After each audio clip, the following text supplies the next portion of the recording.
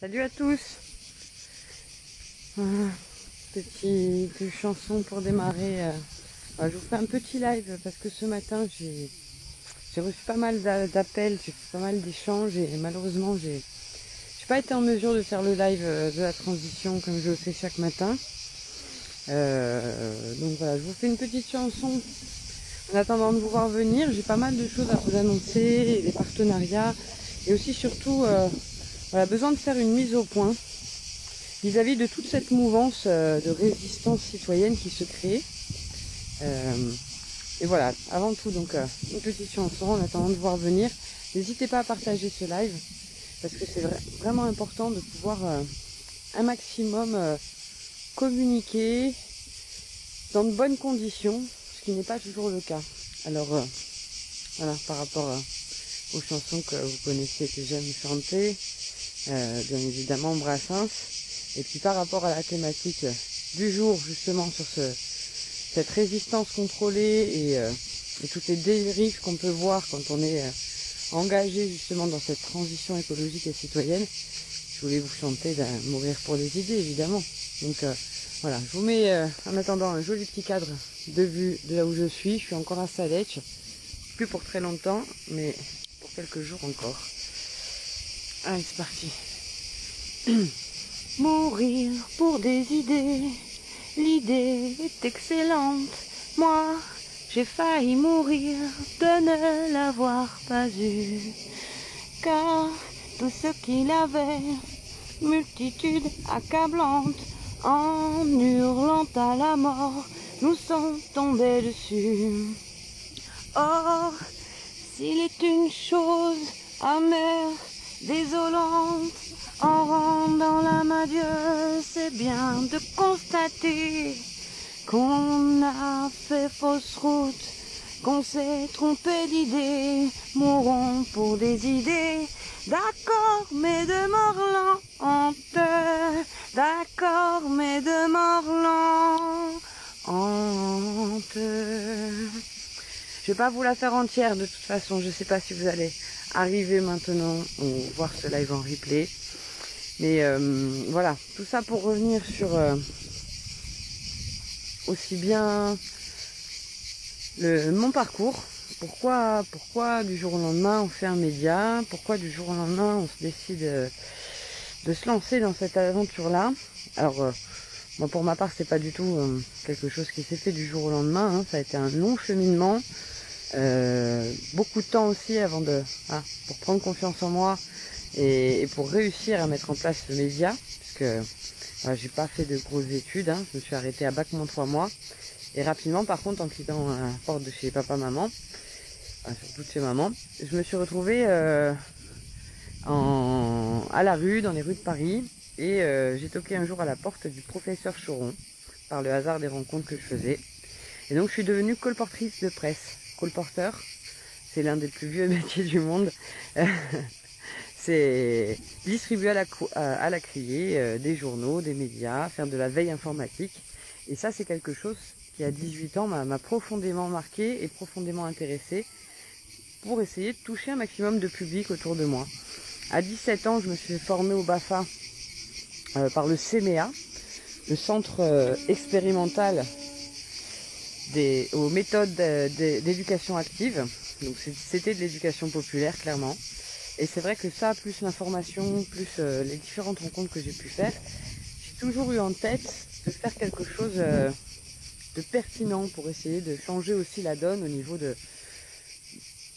au niveau du monopole fait sur les médias, sur l'information. Et donc plus tard, je me suis investie dans un festival qui s'appelait Terra Enado, qui était un festival en Corse, tourné sur l'éco-citoyenneté. C'était un festival qui se voulait un peu en contre-pied du Festival du Vent, Festivent, qui était un festival qui a duré pendant un peu plus de 20 ans du côté de Calvi en Corse. Festival qui parlait d'écologie aussi, mais qui était surtout 90% de continentaux qui venaient expliquer l'écologie à la Corse. Du coup, c'est resté un festival de continentaux et ça n'a jamais tellement pris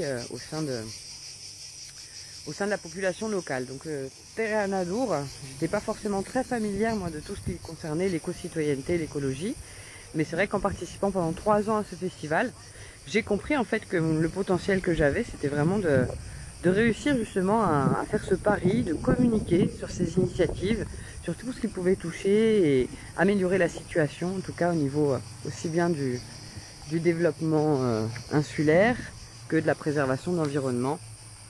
Et c'est vrai que quand on voit ce genre de paysage, on veut qu'il soit préservé le plus longtemps possible, hein. Moi ça fait une quinzaine de jours que je suis ici.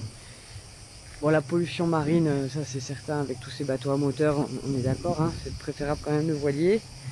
Toute la pollution qu'on peut voir aussi par terre, hein, parce que chaque jour que je passe, je ramasse des petits déchets un peu partout, des clopes. J'ai ramassé, depuis que je suis ici, 4 couches. 4 couches pour bébé quand même. Donc c'est quand même assez terrifiant de se dire que on arrive dans des cadres paradisiaques comme celui-ci là, et on laisse la couche souillée de son bébé. Et je me dis que voilà, en matière d'éducation populaire, il y a beaucoup à faire parce qu'il ne faut pas s'étonner que les enfants respectent pas la planète si les parents, dès la petite enfance, n'ont pas respecté eux-mêmes l'environnement dans lequel ils faisaient grandir ces enfants-là, quoi. Donc bref, j'essaye de faire un live pas trop long et de ne pas me disperser. Je sais très bien que en fonction des différents sujets et de ce que je rencontre, je peux un peu me disperser. Mais voilà, le sujet du jour, c'est de vous parler des différentes tensions qui peuvent exister au sein de la résistance à l'heure actuelle. Je trouve quand même qu'on est dans une situation qui est inédite du point de vue de la privation de nos libertés, du point de vue de tout ce qu'on a connu, hein, et nos grands-parents vis-à-vis justement de la démocratie, des heures les plus sombres, etc. Et là, on arrive à une situation qui est presque pire que en 39-45. Alors, je ne sais pas ce que vous en pensez. Bonjour Gabriel, content de te voir, ça fait longtemps aussi. Bonjour Jean-Pierre, bonjour Pascal. Donc, moi, ça fait quelques années maintenant que, comme je vous ai dit, je suis investie dans tout ce qui concerne la transition écologique et citoyenne, dans tout ce qui concerne les inégalités, la précarité. Et force est de constater qu'on a de gros problèmes au sein de nos réseaux, nos mouvements citoyens. On a énormément d'infiltrés, énormément de gens. Au début, moi, je pensais que c'était principalement des problèmes d'ego qui nous poussaient à la désunion. Mais depuis les Gilets jaunes, j'ai bien compris que c'était pas qu'un problème d'ego. Et que, voilà, je me suis fait bannir quand même 2 fois, en 2011 et 2019, de mouvements dits citoyens, démocratie horizontale, une personne égale une voix, humanisme, etc. Et malheureusement, on se rend compte qu'en fait, ceux qui en parlent le plus, c'est ceux qui le pratiquent le moins. Même dans les réseaux, par exemple, de communication non violente, on se rend compte que ceux qui défendent ça bec et ongle, le moindre petite remise en question, la moindre petite volonté de créer un débat contradictoire avec eux, ça se passe très mal. Et donc, il est vraiment temps de prendre conscience des intentions des uns et des autres. On est à moins de 2 mois de la rentrée de septembre, à moins de 2 mois de la possibilité d'avoir une obligation vaccinale sur tous nos enfants. Avons-nous le temps de continuer de se crêper le chignon dans les réseaux qui se disent justement concernés par la privation de liberté, concernés par le fait qu'on nous oblige à tout et n'importe quoi depuis plus d'1 an et demi. Je ne sais pas. Donc je vous parle de ça parce que donc ce matin, je suis rentrée dans le groupe d'organisation pour la venue du docteur Denis Agré en Corse. Un même groupe qui a fait venir aussi avant ça donc le journaliste Richard Boutry et le réalisateur du film Hold Up, dont j'ai oublié le nom, Pierre Bernas, enfin je sais plus. Et avant ça, ils avaient fait venir aussi l'avocat Carlo Brusa. Et donc, Pour Carlo Brusa, j'ai reçu un petit message le matin même pour me dire de ne pas filmer. Alors j'ai fait comme si j'avais pas reçu le message et je suis quand même venue filmer. Ça a été possible, on n'est pas venu me faire de réflexion. Pour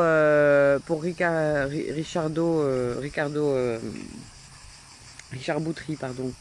J'ai pas eu de message cette fois-ci parce que j'étais pas forcément invité à venir, mais je suis venue quand même, c'était dans ma ville à Bastia en plus. Et là tout de suite j'ai eu beaucoup de pression pour pouvoir filmer. Je vous invite à re-regarder sur la page donc les différentes tentatives où on m'a empêché de filmer carrément. Où là même un représentant d'un organisme qui se dit libérateur, etc. Je sais pas si je cite le nom parce que j'ai quand même envie d'essayer de résoudre ce problème-là avec lui. Et je ne sais pas à quel point il est influençable, ce monsieur, par le réseau local qui empêche justement la faisabilité de ces mouvements en Corse, ou si vraiment il a des intentions qui sont pas claires. Mais en tout cas, ce que je sais, c'est qu'il m'a... J'aime pas être mal poli, mais il m'a emmerdé, hein, faut appeler un chat un chat.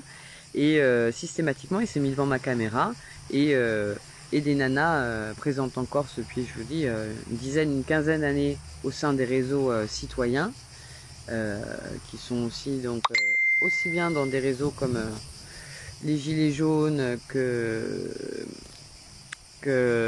Stop à la 5G, d'autres Réaction 19, etc. C'est les mêmes, hein. Elles sont une dizaine, une quinzaine.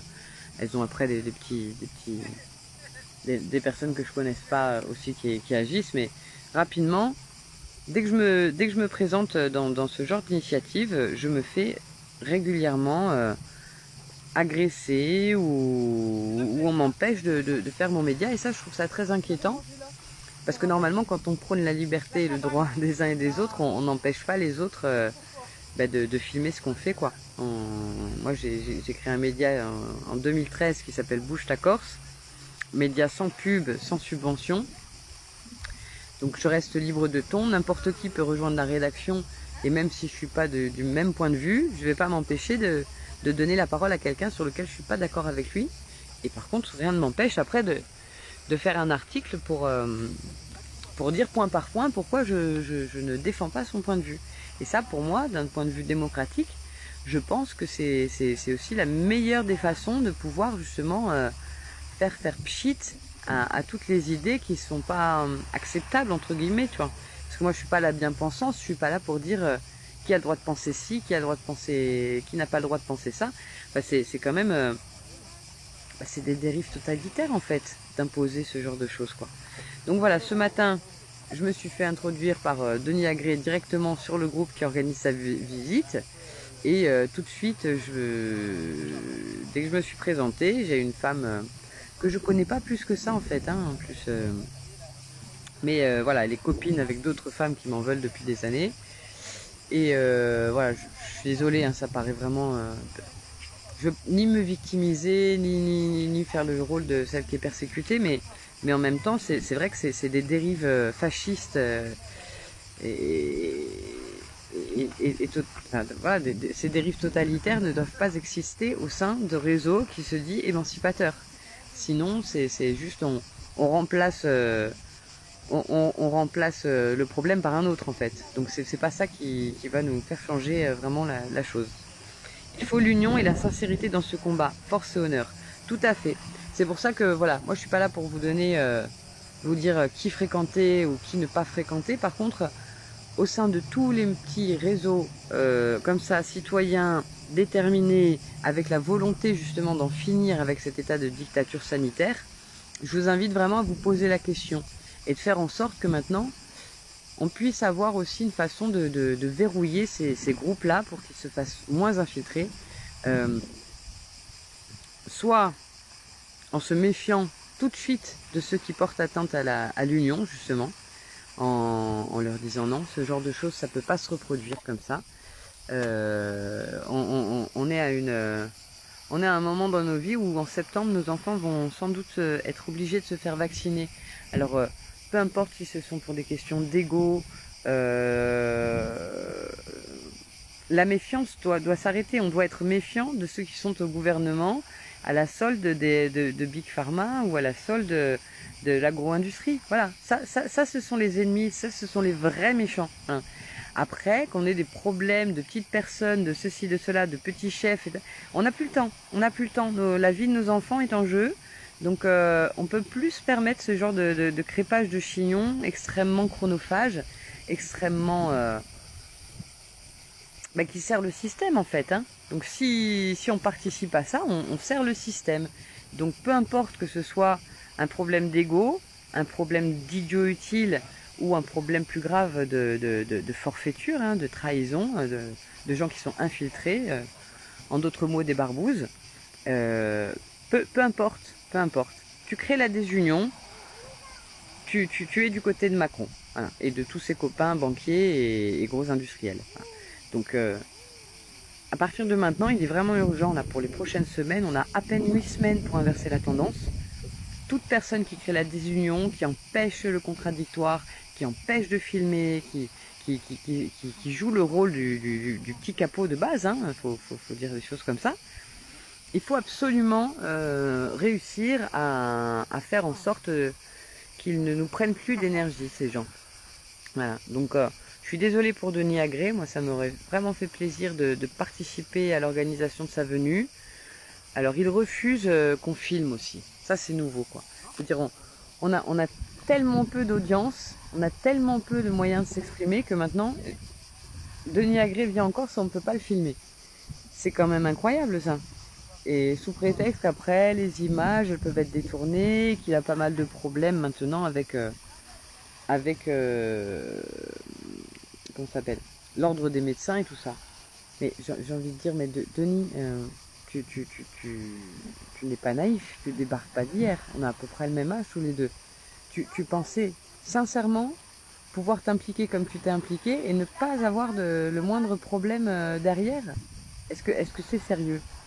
Donc à un moment donné, tu t'es investi, tu t'es mis en avant, et maintenant, il faut plus te filmer parce que tu as peur des répercussions qu'il peuvent y avoir sur ta personne et pour ton emploi.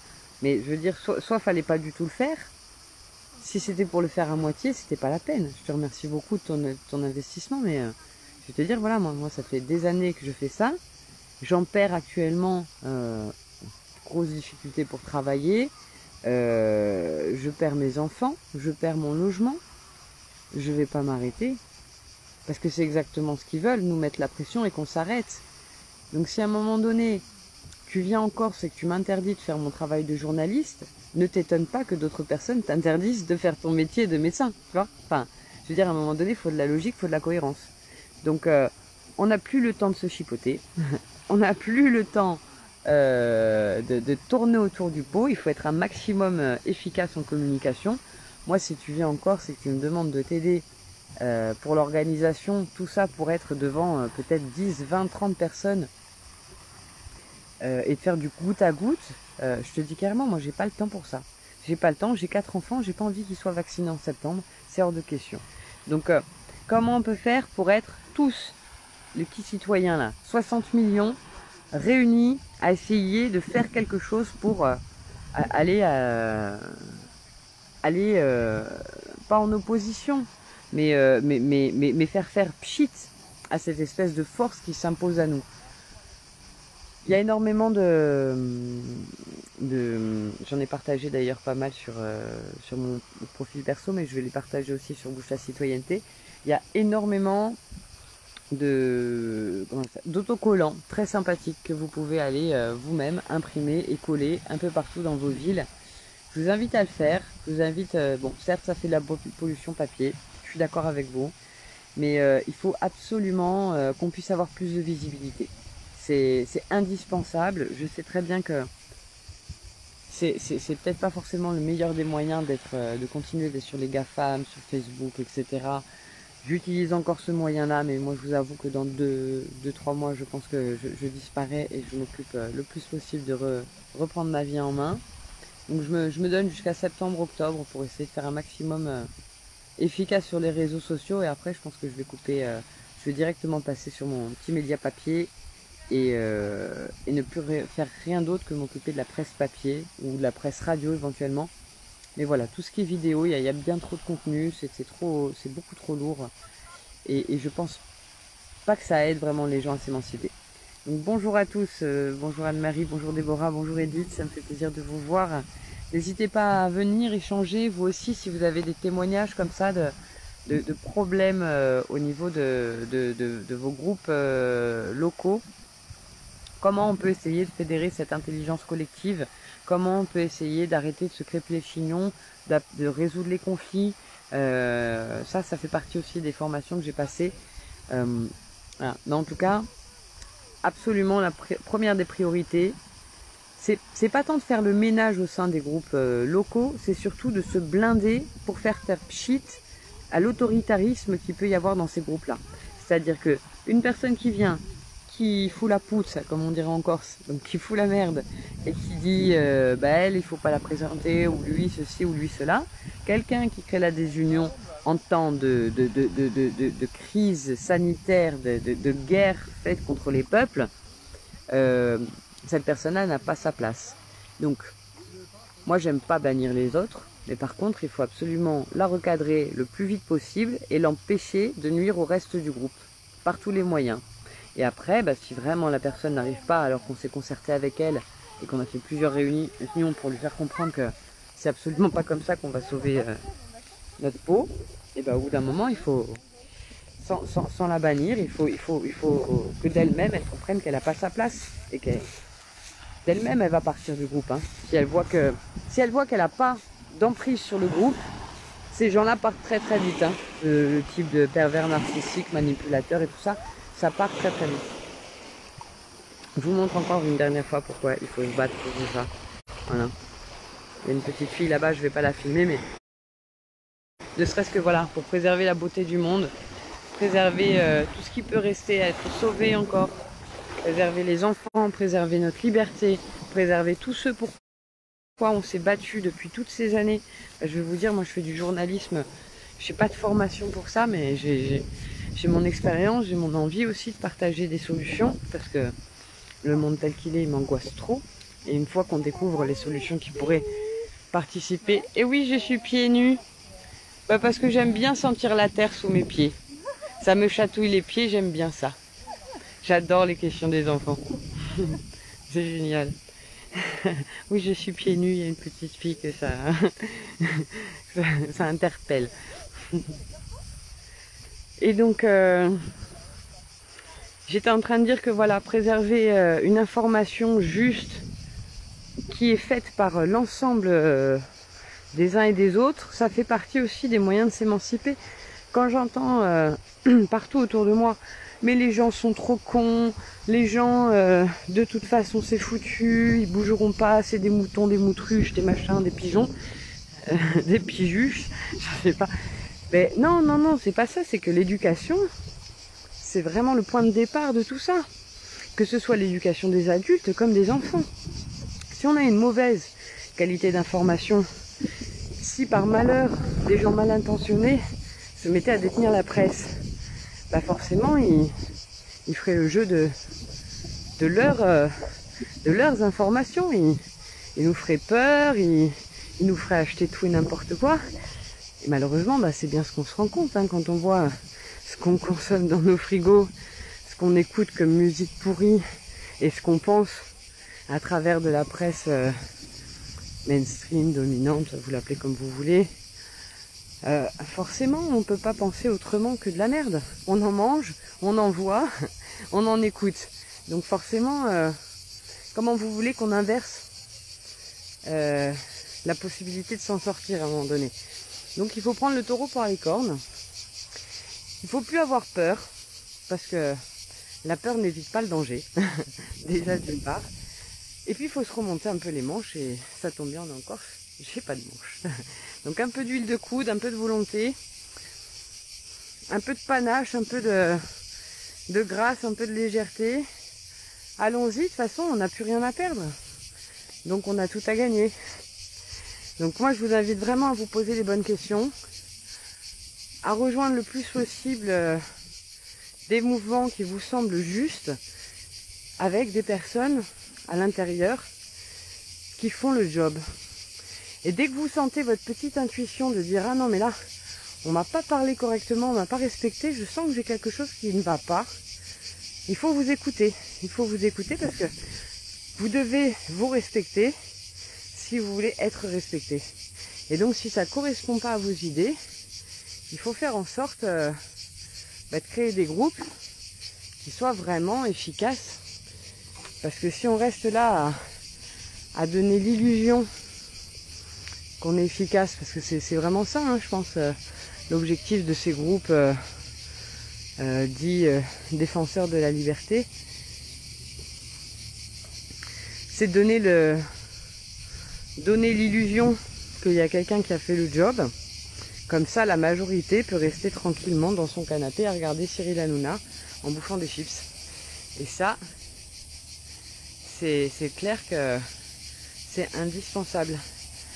Oui, je suis en Corse, Edith. Je suis en Corse depuis 2003. Et là, donc c'est bon. Ça y est, hein, les vacances ont commencé. On était un peu tranquille jusqu'à début juillet, mais voilà. Un peu de respect de soi-même. Ça, c'est sûr, Anne, tout à fait. Si on ne se respecte pas, on ne peut pas attendre que le gouvernement nous respecte et que les autres nous respectent.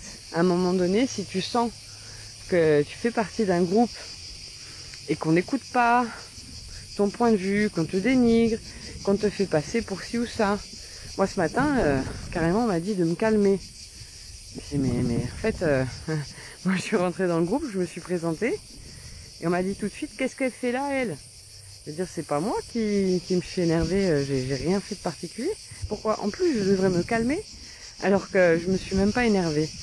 Enfin, après c'est cette façon aussi dont ont ces gens qui intègrent les groupes d'être dans la malhonnêteté intellectuelle, dans l'inversion accusatoire, dans le fait de jamais répondre précisément, d'être clair, etc. Dès que vous voyez des gens comme ça qui tournent autour du pot et qui vous font perdre votre temps, votre énergie, tout de suite, votre instinct doit s'éveiller à se dire non. Là, on me prend pour un lapin de 3 semaines, on se joue de moi, on m'épuise de manière intentionnelle pour faire perdre l'énergie du groupe, la volonté de réussir à se fédérer. Et ça, je peux vous l'assurer, hein, je le repère, mais depuis facile 10-12 ans, où justement on crée de la discorde, on crée des tensions. Donc les personnes, on va dire, les plus évoluées dans ces groupes-là, rapidement, ils s'en vont. Parce qu'ils se disent, c'est bon, j'ai quand même mon boulot, j'ai ma famille, j'ai pas le temps pour ça. Et moi, les commérages, les pinaillages et les crépages de chignons, je le fuis. Parce que je suis trop fatiguée déjà par ma vie et j'ai pas envie de m'épuiser pour rien. Donc du coup, rapidement, ces personnes qui intègrent les réseaux, leur but, voilà, c'est de faire partir les personnes les plus susceptibles de pouvoir changer les choses au sein de ces groupes. Et puis une fois qu'elles se retrouvent avec, on va dire, des gens un peu plus naïfs, un peu moins au fait, plus facilement manipulables, eux, ils restent dans ces groupes parce qu'il faut quand même qu'il y ait du nombre, quoi, mais du nombre qui dérange pas en fait, qui peut pas faire changer vraiment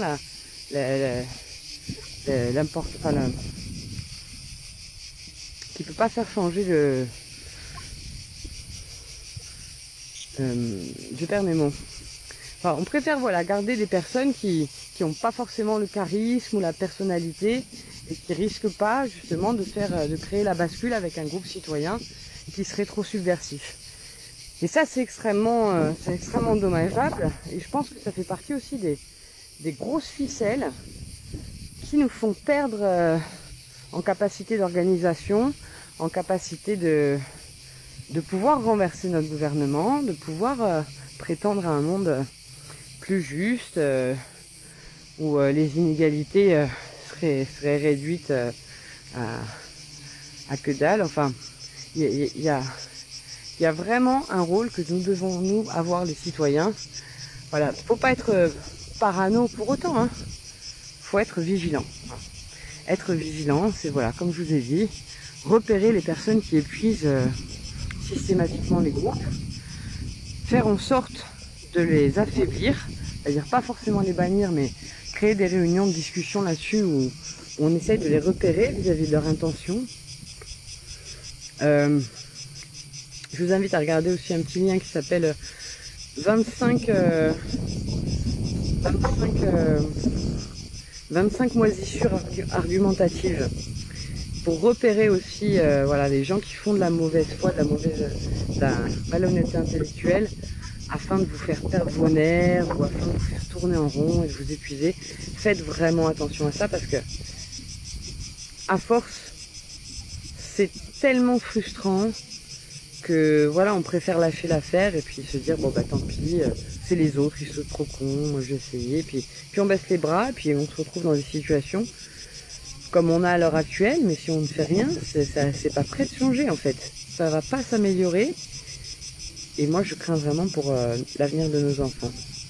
Donc voilà, je vous demande pas d'arrêter de vous investir, je vous demande d'être voilà, très vigilant là-dessus.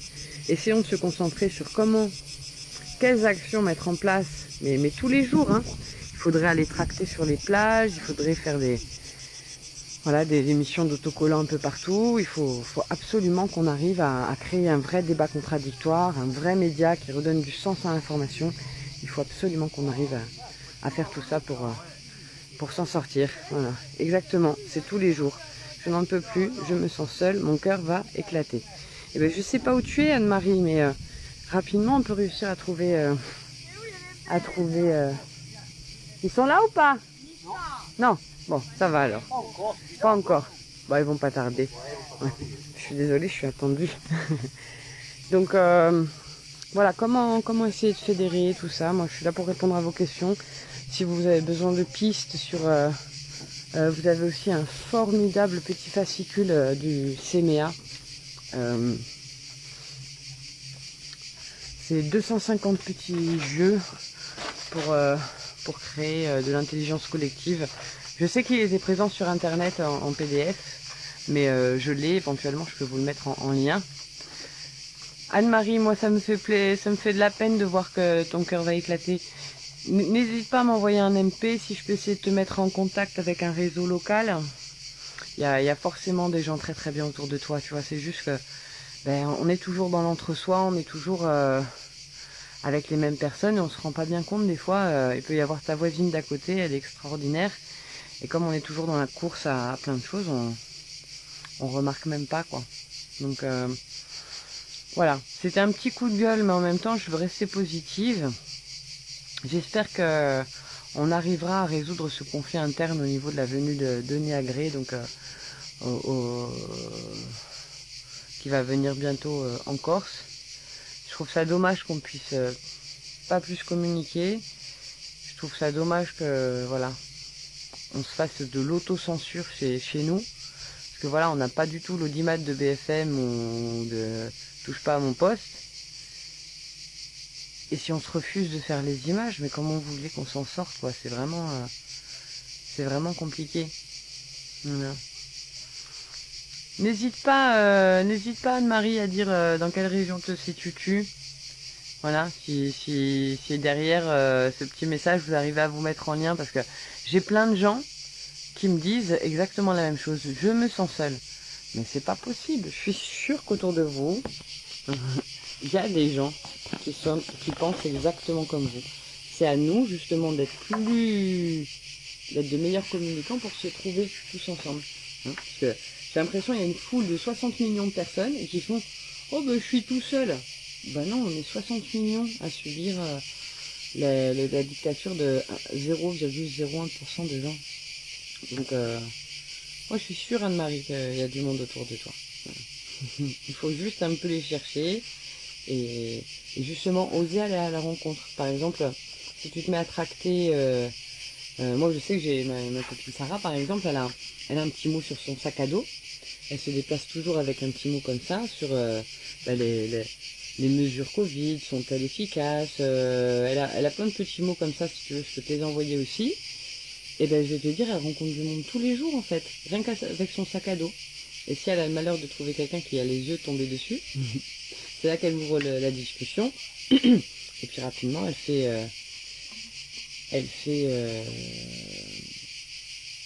elle prend contact. Et ça, voilà, pour prendre confiance en soi, réussir à s'ouvrir au dialogue avec des inconnus, etc. Ça demande une petite formation, mais ça, il n'y a pas de souci. Hein. Moi, je te forme à ça très volontiers. Parce qu'une fois qu'on le fait, après, c'est une nouvelle forme d'addiction qui est très gratifiante. Parce que dès qu'il y a quelqu'un, moi, ça m'est déjà arrivé, hein, en insistant dans la rue auprès d'un papa qui voulait pas que je lui parle parce qu'il avait pas le temps, parce qu'il avait le petit, etc. Nanana. Rapidement, par l'humour, en fait, j'ai réussi un peu à désamorcer la personne. Et sur la fin, je lui ai dit, parce qu'il insistait vraiment en me disant qu'il avait horreur du démarchage et qu'il voulait pas que je l'aborde parce que voilà, le principe du démarchage ne lui correspondait pas. Et surtout, elle m'a dit, moi je vous achèterai rien, donc passez votre chemin, passez à quelqu'un d'autre. Et donc je lui ai répondu, bah écoutez, c'est simple, moi j'ai un petit magazine à vendre, certes, mais je tiens surtout à vous le présenter. Je veux d'abord que vous compreniez la nécessité de ce projet, pourquoi on fait un média citoyen. Et donc, si le projet vous plaît, si vous trouvez ça chouette, vous pourrez en parler autour de vous, nous faire connaître, et ça déjà ce sera génial. Pas besoin de me lâcher. Et de toute façon, voilà, si vous m'écoutez et que vous trouvez ça génial, moi à la fin de mon discours, je refuserai de vous le vendre, parce que je vous ai juste demandé de m'écouter. Et donc, le fait de lui dire que je refusais de lui vendre quoi que ce soit, il a commencé à ouvrir un peu ses oreilles et ses yeux et son cœur, et il a fini donc par m'écouter. Et puis petit à petit, il a compris que c'était super, super ce petit magazine ouvert dont la rédaction était ouverte à tous, etc. Et sur la fin, il m'a arraché des mains pour pouvoir me l'acheter. Et donc j'ai commencé à respecter en disant mais non, hors de question. Et il a fini par me dire mais madame, il faudrait qu'il y ait plus de gens comme vous, il y aurait moins de guerre. Et moi, cette réplique-là, j'ai pas réussi à la voir, ça j'ai eu qu'après, toujours comme ça, c'est malheureux, mais j'aimerais bien qu'un jour dans mon spectacle, ils viennent me voir ce monsieur, parce que c'est exactement sur ça que je termine mon petit spectacle humoristique, ma conférence gesticulée. Et donc, des années après, je lui donne la réponse sur scène, et je lui dis non monsieur, il faudrait absolument qu'il y ait plus de gens comme vous. Il n'y en aurait plus du tout. Parce que c'est ça, si on prenait un peu plus de temps, au lieu de courir en permanence, eh ben on aurait la possibilité de rencontrer des gens un peu différents. Et c'est là qu'on pourrait aussi ouvrir son état d'esprit sur d'autres choses et faire des chouettes rencontres. Donc moi je suis sûre, Anne-Marie, si tu cherches un peu à aller dans ce sens-là, tu vas rapidement trouver quelque chose. Moi je suis désolée, je vais devoir vous laisser parce que c'est la préparation du repas. Et donc maintenant tout le monde s'active et donc je vais aller faire quelque chose de constructif pour le groupe. Et donc voilà, je vous en prie, n'hésitez pas à me demander des conseils si vous avez besoin, si vous vivez la même chose dans vos groupes. N'hésitez pas à partager ce live et surtout on reste en lien et on lâche rien. D'ici septembre, on a trop de boulot à faire. Donc on peut prendre du temps sur la plage, certes, mais avec pourquoi pas quelques petits tracts réinfo Covid ou quelques petits tracts réaction 19 ou en tout cas tout ce qui peut faire en sorte de faire basculer. Vous avez les autocollants, vous les mettez sur les poubelles, vous les mettez un peu de partout en visibilité. Je vous partage dans les commentaires le lien vers les autocollants à imprimer. Et si vous avez des solutions, n'hésitez pas à les communiquer sur ce live ou ailleurs. Et voilà. Force, Sperienza.